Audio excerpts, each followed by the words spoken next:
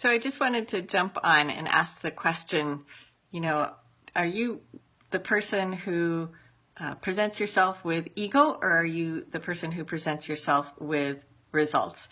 I have had the good fortune and the opportunity to work with a lot of tremendously successful and accomplished people. And if you look at their CV, it's pages and pages and pages.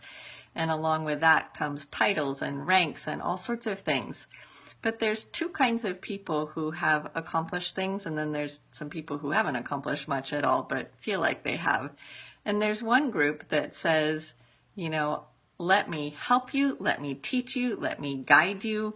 I'm interested in you. I see you as a human being. Each of us has value. I can always learn. I'm curious. And let's work together. And there's just tremendous humility and gratitude in everything that they've accomplished.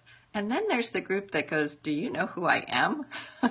And frankly, I remember super clearly I was running a $200,000 competition, and I was fortunate enough to work with people all over the world who were doing research and inventing technology to help with oceans. And at one point I was dealing with a very high up admiral who asked me that question. I called him, and because he'd committed to doing a number of things, he had done none of them. He had met no deadlines whatsoever. And he said, do you know who I am? And I was like, I do, actually. You're a person who said you were going to do these three things, or at least delegate them and have somebody else do them. And nobody else can move forward until those things are accomplished. So if you can't do them, please help me find somebody else to do them.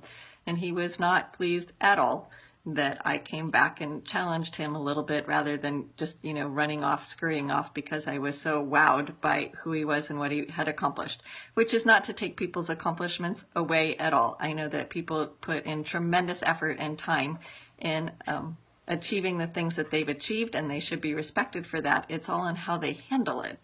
And so I know that I want to work with people who only want to help other people and lead other people and inspire other people, not squash other people at all.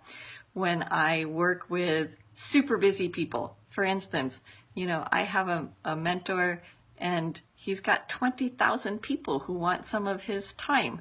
Now, he couldn't possibly give all of his time to 20,000 people equally. That would be inefficient, ineffective, and then he'd never get anything done.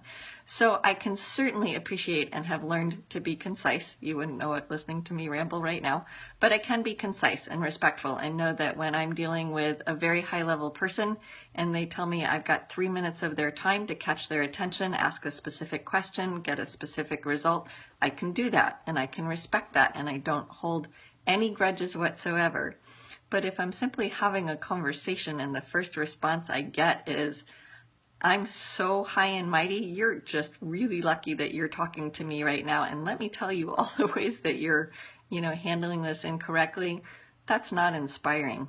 And I would argue that even if that person achieved some level of greatness, that it's still not a person that I would choose to associate with or model myself after, because I'm interested in each and every person. And the CEOs and the presidents of Fortune 50 companies or colleges or universities that I've had the opportunity, or the medical professionals I've had the opportunity to interact with, when they're in work mode, we go quickly. And when they're in downtime, they're real and genuine and humble people. And they just remember all the time to be grateful for all of the things that have come their way that have allowed them to then advance. So just a reminder, as you're going forward and you're setting goals and you're reaching to achieve, and maybe you already have achieved levels, don't be the person who says, do you know who I am? In a way that implies they really don't want to know you at all, right? By